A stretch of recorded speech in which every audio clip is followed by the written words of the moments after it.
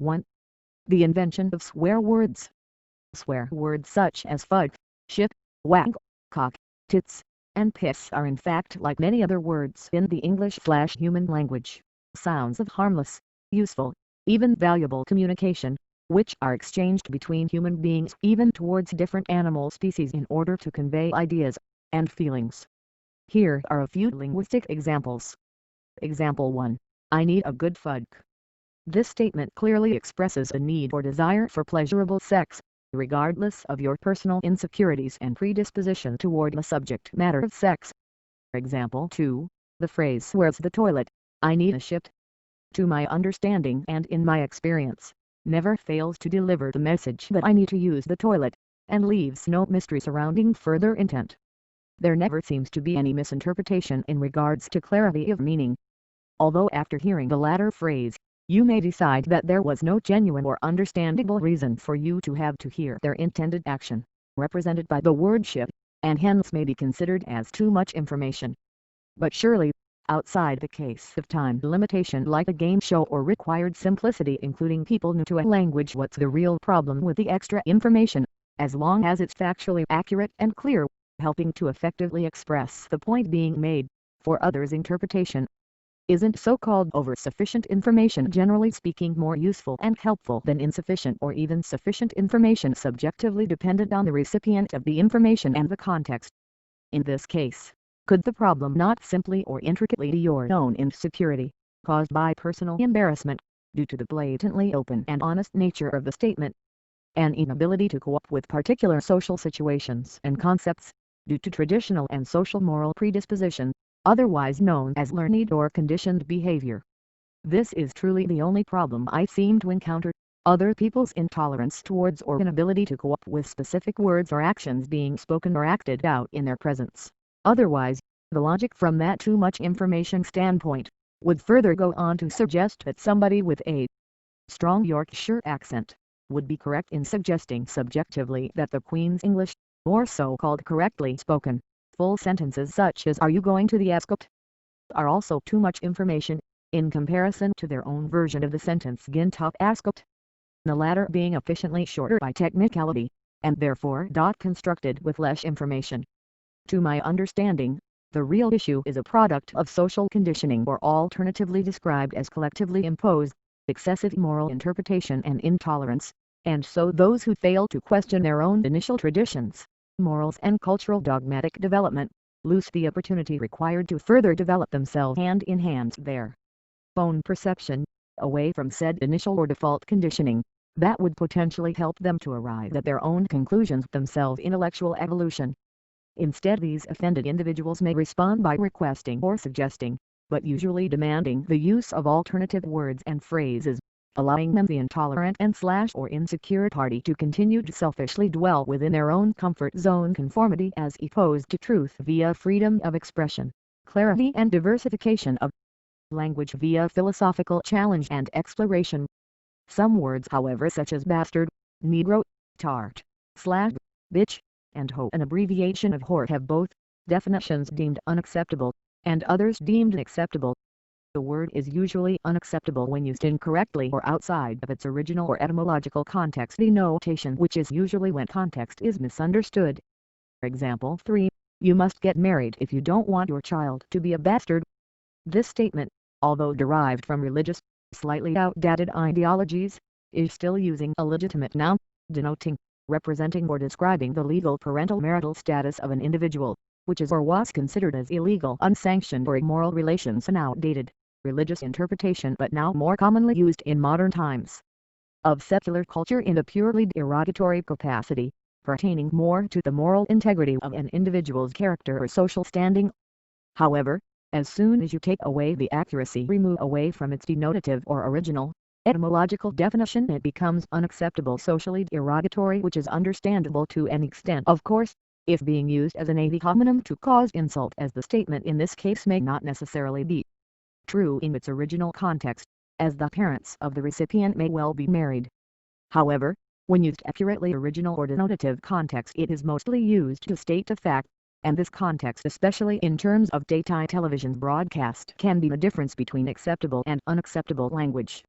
Example: for I hate the way he treats me, he's such a bastard. In this case, as just stated, the word is being used in a completely different, colloquial or connotative, non-religious or non-legal context. It's now being used judgmentally to negatively describe, persecute or blame an individual, even object, using verbal disdain. As most of us have a predisposition to aspire to be liked, if not loved, then naturally most would feel maybe uncomfortable at being described in such a manner, even if it is accurate. Very few of those who operate through fear thrive on and derive power or advantage from being hated or disliked. Either way, in this example most would agree to acknowledge inaccuracy of use in relation to the original context of the word, but at the same time, its accuracy in its modern, non-religious usage. This derogatory, more modern definition has now in modern culture overtaken the original, in terms of common usage, colloquialism, particularly in secular cultures such as Western Europe and North America, but also in cultures influenced by the West, and so it is now more universally understood to be a curse or profane word, directed toward or used to describe a dishonorable, dislikable character or situation, for example a symbol of oppression, but is less sociably acceptable than the original denotative definition, although to some individuals it is regarded as unnecessary language in whatever context used, due to its harmful effects on the frail-minded Mr. and Mrs. Goody-Goody. This accuracy and ambiguity rule can apply to many other so-called swear words in language, including the many but not all racist, sexist and homophobic words, as they may also have no or very little rational relationship with their intended target, but instead, might be used solely to insult. Based on their inaccuracy, stereotypical nature or irrational description of other fellow human beings of various different ethnicities, cultures, gender and sexuality, examples being words such as Paki toward a non-Pakistani individual and nigger toward anyone with brown skin, etc. They're usually based on biased or disrespectful perspectives, and are usually only ever used in an attack or attempt to demoralize other individuals or groups. This is why phrases such as "you black guy" as opposed to "you nigger" or "you woman" as opposed to "you bitch" will generally fail to deliver the same level insult, as these particular phrases are more so based on accurate and factual acknowledgments than anything else. Some people believe that the word fat is not dissimilar to gender-specific or racially derogatory words, but to my understanding, like many other words considered to be derogatory showing a critical or disrespectful attitude, the word fat actually has legitimate meaning and accurate semantic properties which are generally understood in terms of physical characteristics and is predominantly used and understood by those same meanings, and very rarely or never used in any other context/capacity. Therefore, unless used without accuracy, the offense must come not from the word, but again from their personal insecurity or the inability to accept or cope with their own ideas and understandings of their physical appearance, which in turn emotionally and socially prohibits others from utilizing these words and terms of genuine accurate description, only because the words are direct, blatantly clear, even fundamentally honest about what they describe. Reality is restricted in the consideration of others' feelings of insecurity. Although, I do accept that the word fat has a wide range of scope in common usage, and so fat in actuality could be anything from chubby mildly overweight to obese extremely overweight.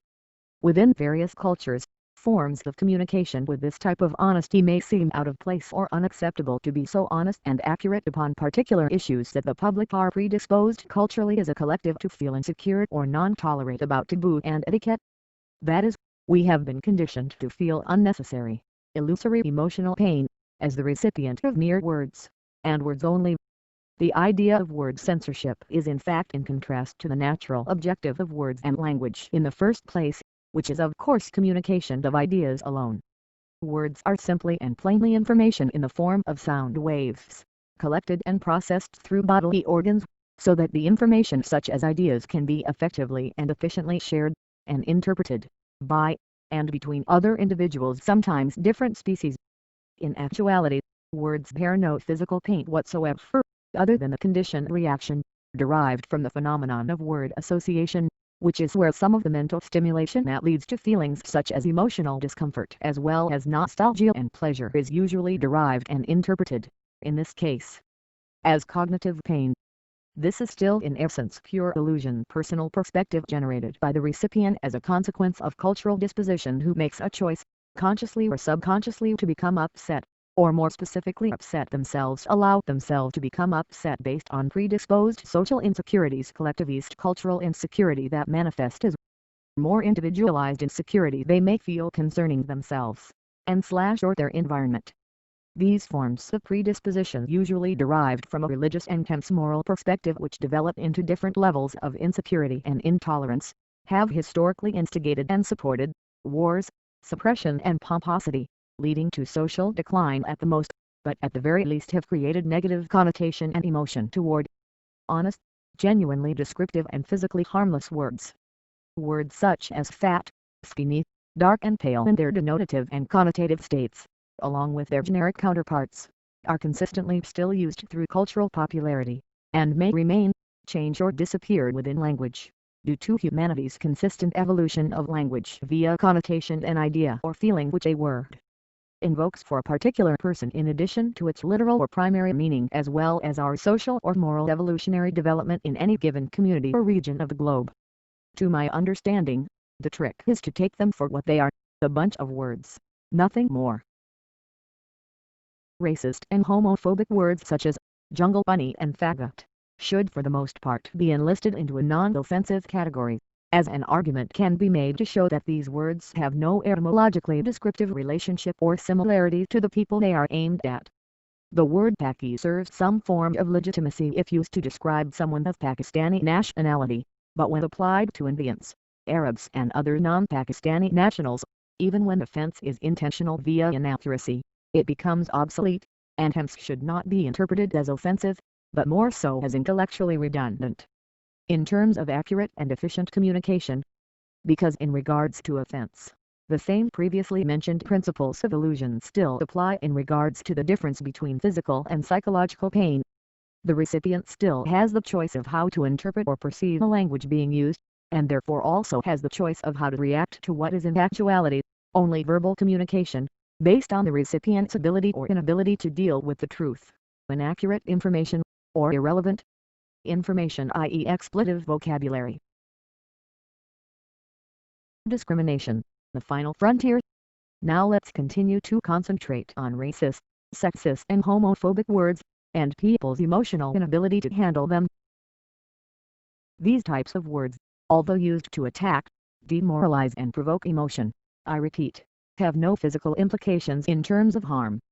Again, my analysis shows me that not only are these derogatory words directed to affect psychologically, usually in the form of ad hominems, but it also shows in essence the inability of recipient individuals to cope with and accept the verbal, artistic, even angry expressions of others in their opinions, in addition to body language or mannerisms and voice tone, etc., and whatever is implied by them. And for many people, the fact that someone has even used these words or thinks in this way about them causes them to choose emotional distress over simple disregard. But, until we reach an authentic civilized state of being sufficient understanding, through sufficient education, within a true socialist, egalitarian social structure, resulting in full tolerance towards our fellow inhabitants and their full fundamental individual freedoms, etc., these negative attitudes and the issues that derive from them will continue to prevail and manifest themselves through various forms of human social intercourse and interaction, assisted by an entitlement to freedom of speech that doesn't equally promote or incorporate sufficient encouragement of understanding relating to the interpretation of that speech. My understanding to the problem of offense, especially in its verbal form whether aimed at you or not, is to stop, take a step back or a deep breath, think about the words presented, and leave yourself open to an alternative interpretation, allowing yourself time to understand and acknowledge the lack of impact these words really have, as opposed to the harmful impact they can or may have.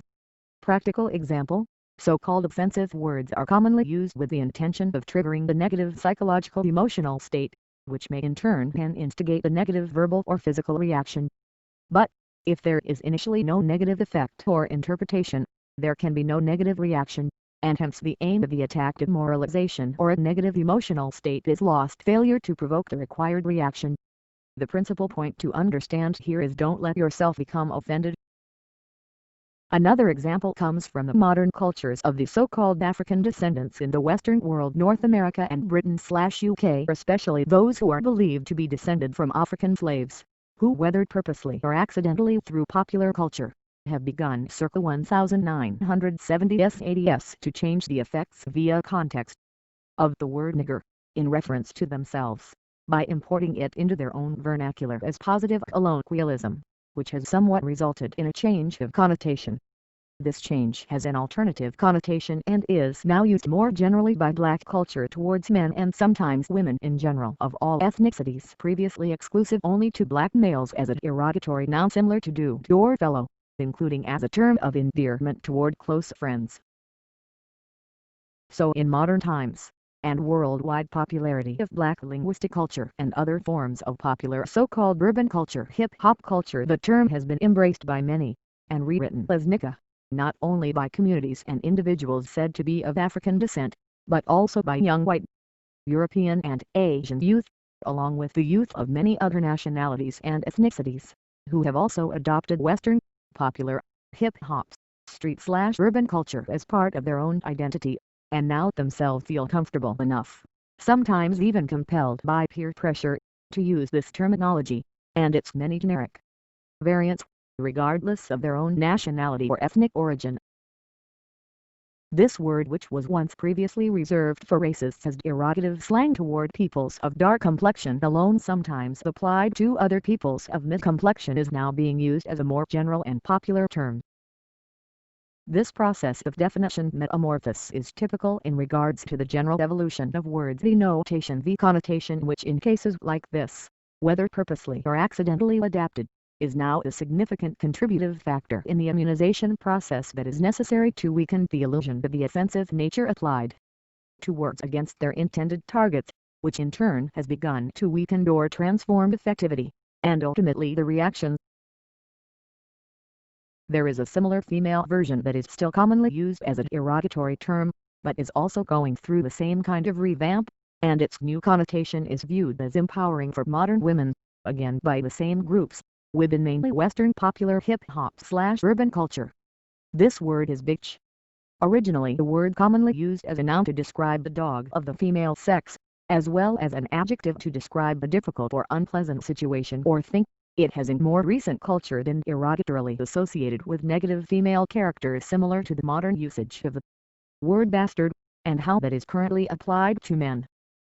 I believe this term is now slowly following the same route as the word nigger, by becoming a word that defines positive female character attributes, in terms of strength and dominance of character, again adopted by popular culture, especially in the world of business where women now heavily participate, which in turn eventually over time increases the word's capacity for use, by taking it worldwide to wherever this popular culture may exist, eventually distancing itself further from its denotation and prior connotations, and hence losing its ability to negatively affect in the same manner, but instead inspire. However, although popular culture increases the usage for so-called Europeans or whites, as well as other ethnicities, youths to also experiment with words such as nigger and bitch, in a more positive manner, or as a cool, modern, but innocent absence of ill intent aspect of their vocabulary, in stark contrast to its previously held connotations divisive and pejorative. There isn't sufficient acceptance in the so-called black or African diaspora community yet, being that they were the original targets of the word's derogatory usage, to fully allow this vocabulary to flourish widely enough outside of exclusive black cultural usage, as some African descendants, mainly older generations, along with some Europeans or whites, in addition to moral crusaders and freedom fundamentalists, still feel a sense of agitation about its usage in public, especially in the presence of black people, or even people in general. Instead, for peoples of non-African descent, usage is limited via social etiquette, to be used privately within groups of close friends, used only between themselves in order not to offend outside the group, or by those who have an understanding with their black friends/s, and agree on usage only in their presence, out of understanding, respect and safety, and to prevent insult to, and misinterpretation by others. The acceptance towards these particular words seems to be more so prevalent in the younger generations of most ethnicities. taking into consideration that its particular derogatory formation was only initiated 100 to 200 or so years ago, mid-1800s, some say earlier 1700s, as a neutral term for black or dark-skinned people, which eventually morphed via propaganda to support the growing illusory concepts necessary to reinforce the arguments of white and light skin supremacy at that time, and to justify activities such as the transatlantic slave industry, and ease the conscience of principally European businessmen, government officials, and their commercial interests, and as a result served to demoralize and demolish the mindset and reputation of African societies and individuals, very similar to the European feudal system, and the Nazi propaganda campaign of 1930s-40s Germany, against Ashkenazi European Jews and others classified as undesirables, in order to circumvent an anti-slavery mentality and more effectively defeat slave resistance, both current and up-and-coming resistance, in terms of psychological warfare, and hence perpetuate subjugation and exploitation more efficiently. So understandably, the older the generation of both black and white heritage living in modern times, the more the extreme negative usage of the word and associated behavior was witnessed personally, and therefore remembered as an accepted part of dominant European social dynamics, in such a blatant manner, both publicly and institutionally, during past decades and centuries. Hence, naturally compelling the older generations to refuse or be reluctant in the acceptance of the modern usage of such language, regardless of context and connotation. Although the same offense could be and sometimes is taken for descriptive words such as black, colored, and even African, simply because these are names given to them by other people as opposed to their own descriptions for themselves, also because people are not technically black or white or yellow or red, these are just responses to social conditions and political agendas, black and white being viewed as polar opposites, implying social and political opposition from a historical perspective, comparative to social cohesion. In reality, there is one scale. At one end you have people who are very well melanated pigmented, which manifests as dark brown skin, eyes and hair, and at the other end of the scale are people with no or very little melanin, which manifests as pink skin because their skin is transparent, so their blood vessels are exposed at the surface. The lack or deficiency of melanin causes green, blue, hazel, pink and red eyes to transpire, and light brown, yellow, blonde, red, ginger and white gray hair to develop. Everyone else on the planet is in between, a variant of brown, very light brown to very dark brown, which means we are all on the same scale. Back to the first frontier. Generally, swear or offensive words need to be treated with the same solution of non-reaction or non-acknowledgement. A practical example of this would be to ignore a child that calls you a poo head, and even laughing at the insult. The child may well be using the term in an intentionally antagonistic manner, and may even want to genuinely harm or attack you, but the threat will appear insignificant based on the fact that children are quite noticeably, physically less intimidating, which makes it difficult for the illusion of threat to register to the same extent as it does with an adult. This lack of threat more so allows the recipient the opportunity for self-control, and then analysis of the situation comparative to the panic that may be triggered in exactly the same scenario with an adult, which in turn enables laughter to transpire in many cases, as an alternative to fear or anger. Unlike the illusion of harm that discriminative words of a racist, sexist and homophobic nature seem to have at the most merely ill intent, other, more general, non-specific, but seemingly offensive words such as fat or pale skin and even fucking hell, do not necessarily have the same connotations and specific nature of intent, but in many cases, seem to produce the same effects. Even though, as stated earlier, these words are in fact derived from harmless, legitimate or accurate definitions, and many times are not even directed at any particular individual. The usage of this terminology in many cases has been officially described as bad language to my understanding, to purposely cause an emotional association that triggers negative responses as a consequence, leading to conflict and instability. This compound word to my understanding makes no sense, as the word language associated or combined with the word bad, to me implies that the word is somehow immoral, evil, unproductive or inefficient within or relating to the task of communication, as opposed to the person or the intentions of the person using the language. Because as explained earlier, words are nothing more than data, used for communication purposes, and expression in the exchange of ideas between individuals, including other organisms, for example domesticated animals. Example 5. If someone hits their hand whilst hammering, the incident causes negative feelings from a biological perspective, expressed as physical pain, as a natural response to the bodily damage experienced and interpreted by the brain, as a consequence of a warning signals stimulated from the nervous system, usually compelling the individual to verbally express this negative emotion. As I understand it, the verbal expression attempts to help distract the individual's brain from the full registration of the physical pain. So an individual may cry, or cry out "fucking hell," or shit, which some may acknowledge as appropriate or understandable in association with feeling upset or angry. Others still may interpret the response as inappropriate, or a sign of lacking personal control, which in this case to an extent would indeed be correct and therefore socially or personally unacceptable, but the way I see it is that it is better to release verbal anger than physical anger. To my understanding, this non-tolerant mindset is based on, and automatically generates a lack of empathy and sympathy, an interpretation created by those individuals, or any individuals, personally unwilling to accept a genuine expression of pure emotion, and move on without taking it personal, which is essentially interference of other people's experiences, again paving the way for conflict. That is, their current understandings usually based on or in accordance with their unchanged, unvetted, predisposed morality, do not allow them to empathize, and in turn tolerate outside of their own etiquette. If an individual simply applies their own current understandings without objectively or continually questioning the rationale of that understanding, update or evolution of personal perspective, then that perspective will continue to travel down a super-focused, unchallenged path of individual logic, which prohibits their mind from experiencing that which is outside of its own current viewpoint. This would then remain their illusion of reality, which they may well believe they themselves have funded, compounded, and hence would have no reason to question it, as it continues to make total sense to them.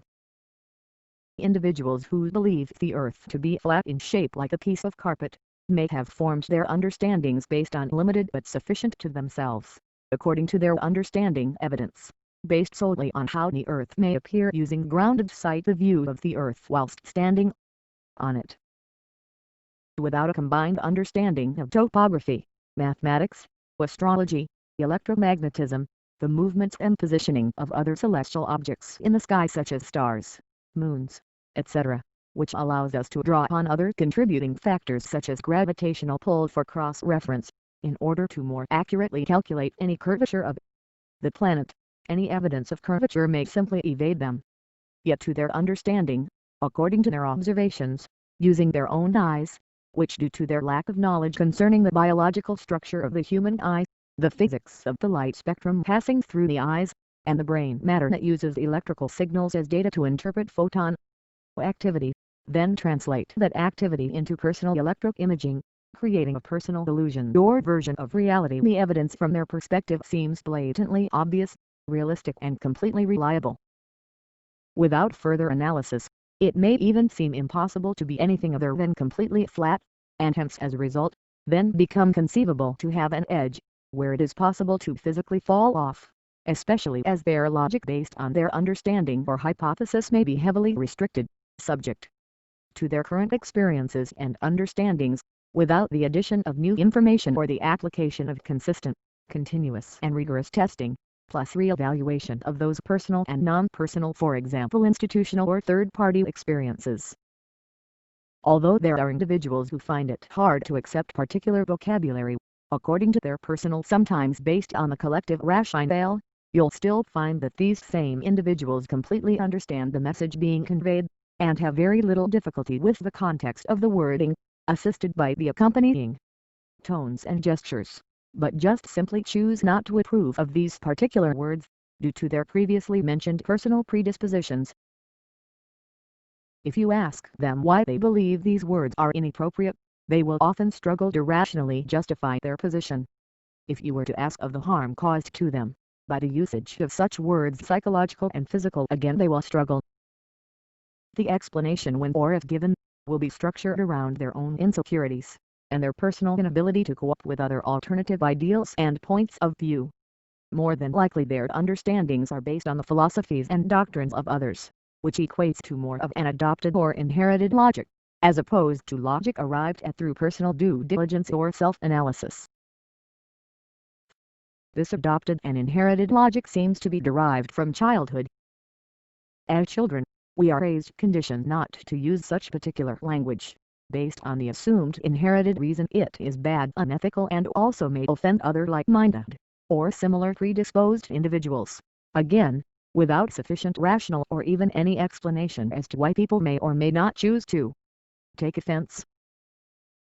Instead we accept the dogma, and as a consequence are coerced into using alternative words such as flipping heck or sugar, so-called socially acceptable language of synonymous connotation, used to convey the very same or similar message, to the same effect as the swear words to represent verbally, emotional distress, because these alternative words are deemed more so acceptable but often come with the same ill intent of negative emotion.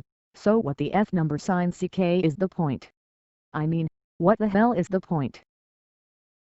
The same insecure or childlike behavior and attitude is demonstrated during the process of sexual inquiry and conversation between parent and child, especially of opposing sex. This conversational subject matter is generally or socially perceived as a taboo topic, or at the very least considered as matters to be discussed in private. Examples of insecure attitudes surrounding sex are also to be found amongst so-called mature adult-to-adult conversations, but that's for another chapter specifically pertaining to sexuality and sexual insecurity. As a result of personal and social public sexual repression and insecurity, communication may become skewed, distorted and oversimplified, leading to misrepresentation and misunderstanding of potentially important information due to a lack of accuracy, and in many cases become subject to subjectivity. Subjectivity should be left to the realm of personal preference such as fetish and pleasure, and not issues of pregnancy and sexual health. But again, in regards to language, no rational justification is ever given to explain why and how these alternatives are better words for the endeavor and clarification of communication. Following the blind without question like in a traditional school teaching environment is obviously exactly the kind of behavior that predisposes individuals to generally do as they're told, and not to question the status quo, such as is my understanding of organized Orthodox religion. Because as soon as you question their general or fundamental assumptions, the whole system of logic starts to fall apart. This is the age-old method for social control, in order to create collective conformity and passivity. But question what? Their institutional authority, imposed will, and why? Because they say so. Again, I doubt they could even supply us with a rational answer even if they tried. Instead they hide behind an authoritative or authoritarian attitude with the ability to do you harm as opposed to a responsible attitude of applying facts through enlightenment, and the mechanisms that assist us to adjust to those facts. They who decide and impose onto others the social norms of our society, do so as part of a kind of social dictatorship, administrational authority of dominance and rule in preference to a more benevolent, philanthropic attitude of care and responsibility, which people can identify with and relate to, in terms of the relationship between themselves and their family or loved ones. But this philanthropic scenario is only possible in an egalitarian social structure, which to my understanding will only become possible after civil war or constructive rebellion. You see, those with power, real power, will never decide to give away that power voluntarily. Anyway, back to the point.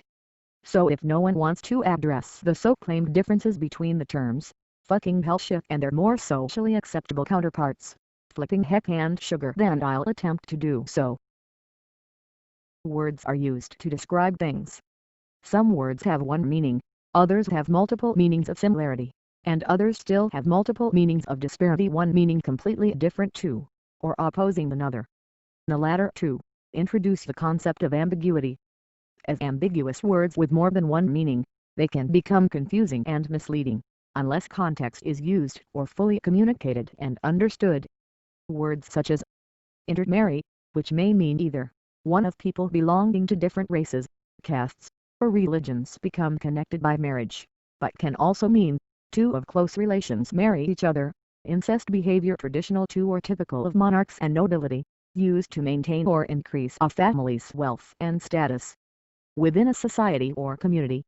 Within this word lies two completely opposing meanings, so what helps the interpreter towards the correct or intended interpretation? Context.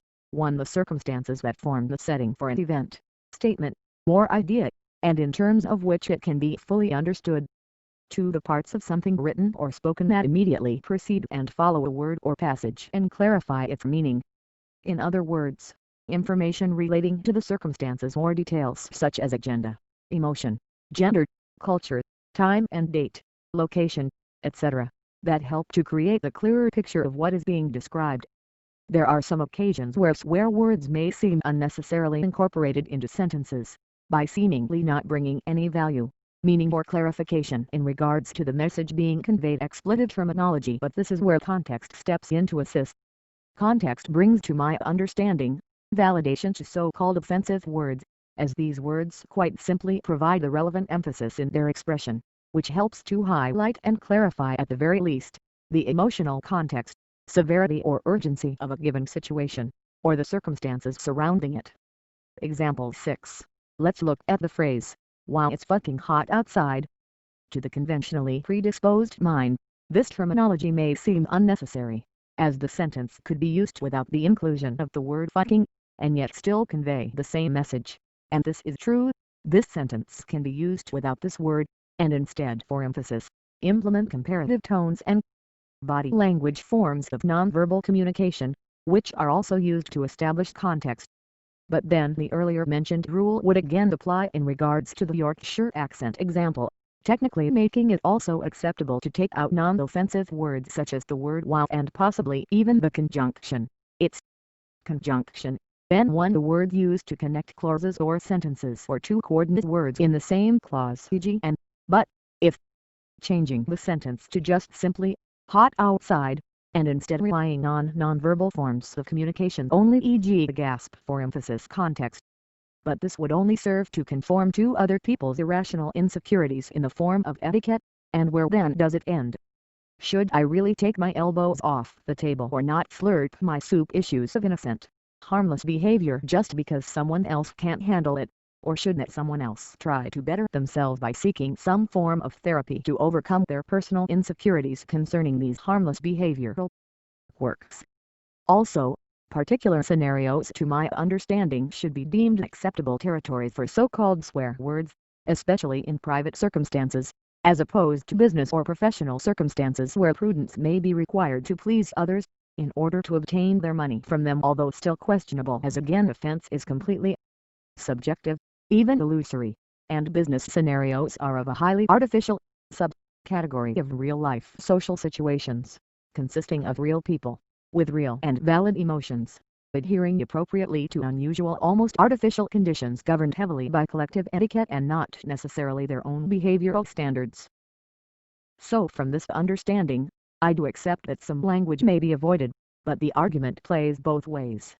You could indeed decide to use swear words, with or without conjunctions, tones, and body language, and still successfully communicate an idea, and vice versa. But I also have to accept at this point that indeed all three aspects of communication are invaluable in the execution of not only successful communication, but effective, efficient communication. Again, no such thing as too much information. But unfortunately, the objections of those who decide to take offense are not pertaining to any form of efficiency or clarity, but of morality.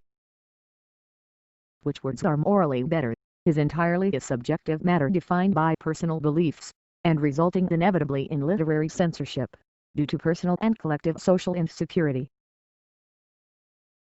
If you say cricket, it's hot outside, then they, the insecure, no longer seem to focus on efficiency of words, as the alternative word, the expletive, is now in their reality, morally acceptable.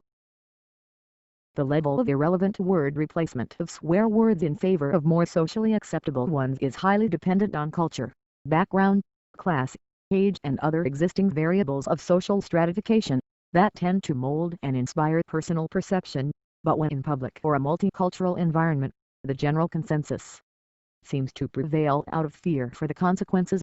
This is true of any given society. so why focus on these particular words without rational explanation? To my understanding, it is instinctively without question not based on rationale, but simply based on cultural and collective predisposition, learned behavior passed on to the next generation, whom we regard ourselves responsible for. We then expect them to also disregard basic analysis of the status quo, exercise blind faith in support of us, follow in our footsteps. This type of hereditary, unchallenged, blind acceptance of information is generated initially from the many areas of the educational sector and then maintained by the business sector.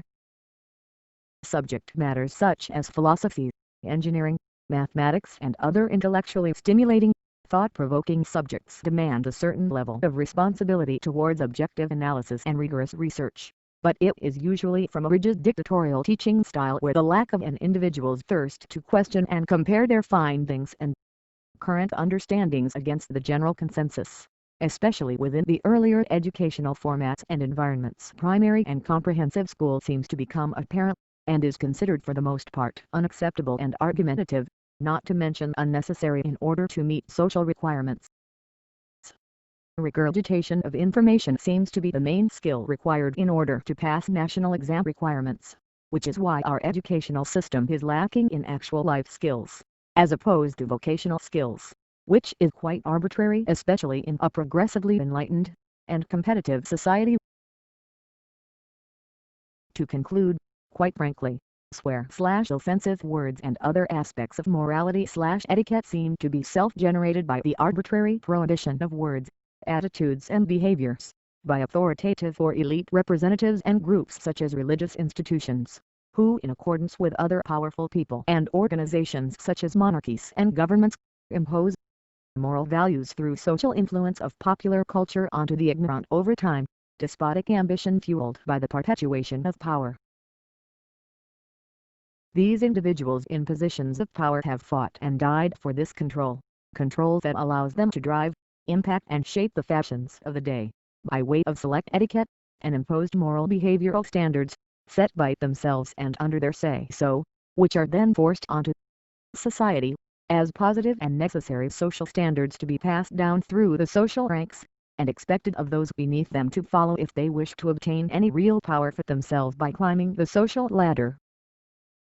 A society based on authority through violent stratification, creating limitations for those who oppose or wish to express themselves freely and without harm to others, by thinking for themselves. This power to control and manipulate money, and therefore fashion and trend, is ever continuous, changing only the particular hands of power that control it.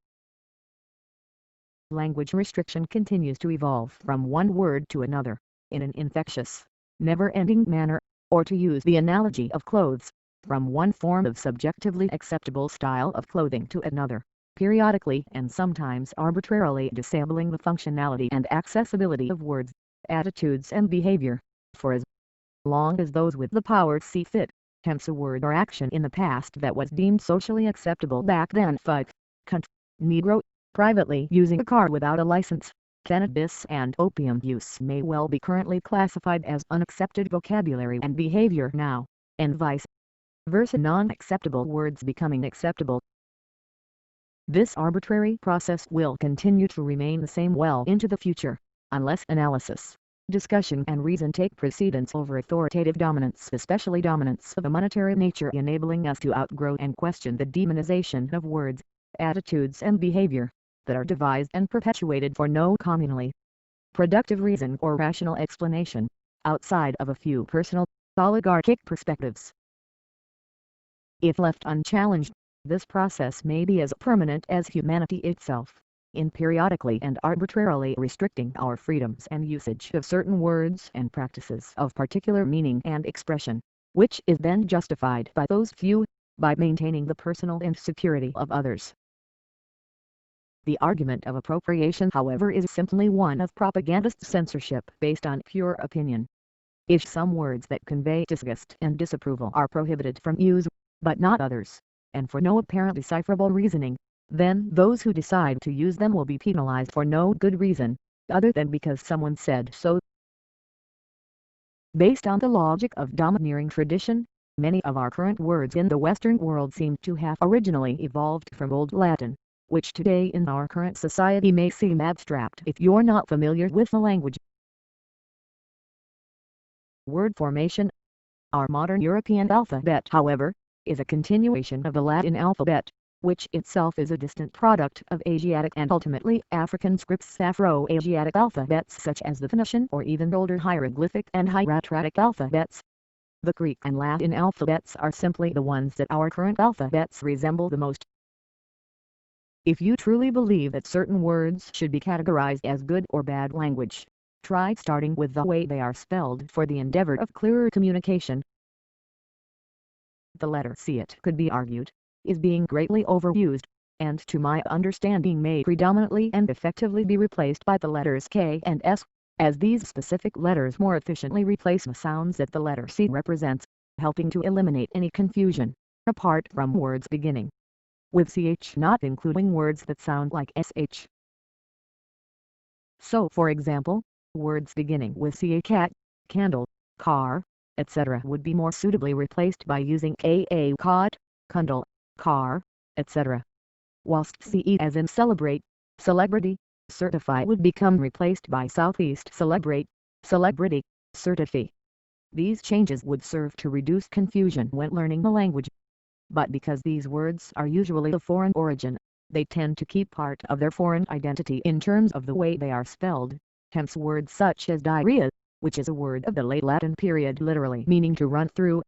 Unfortunately, like many other words, if you were to try to pronounce this word having never heard it before, you would struggle, because the rules of word formation do not fit with the general logic of articulatory phonetics relating to speech and the sound of words based on the letters used to make up the word. Other replacements and adaptations could also be applied to words, such as Gaelic, which could be spelled the way they sound pronounced as Kali, or Celtic pronounced as Celtic, or cello pronounced as cello. CI replaced by SI for city and southeast for circle with the suffix cal instead of clean. These are just a few of many letters in the English language that fail to bear any literary correlation to their pronunciation, but to my understanding, countries should be excluded from this rule, and remain spelled internationally the way the country itself chooses to spell the word. Qatar, Guinea, Czech Republic, etc. Evidently, I'm not the only one that uses this logic, as some academic sources such as American Dictionary/Lexicon institutions also use this logic when spelling their words, which indeed lends weight to my argument. The problem is more accurately described as inefficiency of language as opposed to bad language. This to my understanding would help the reader/interpreter to vocalize the sounds of the letters and syllables, as currently some do not naturally become apparent, based on the arbitrary and inconsistent logic of language we're currently accustomed to.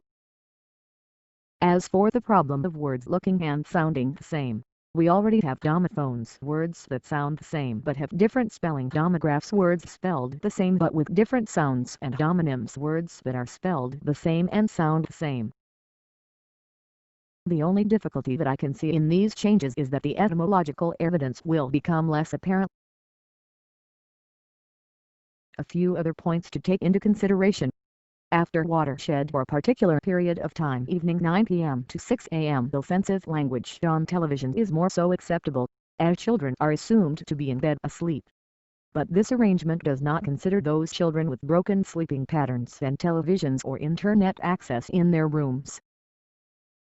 Those children in close proximity to bad language, via parents, other family members, friends, and social media are more likely, more accustomed, more versed in, and more accepting of bad language than you may think. Some parents become angry when offensive language is used around their children by others, but hypocritically expose their own children to it via their own language, or their choice of media, TV shows, movies, music, etc. Those repressed taboo subjects are of increasingly more interest to children and other restricted individuals, due to the actuality of their taboo status. Other examples include urges, RJ's universe, Y universe phantom, F phantom expensive, expensive/EK expensive generate, J generate hour, at what/ER night, night lawn, L or N estrogen, C. Estrogen edema, edema estrus, EE/estrosophthalmia, OFF phthalmia opiate, opia/UD other, uther/UTHA ORT oubliette, oubliette Ouija board ounce, on SSR, at what/R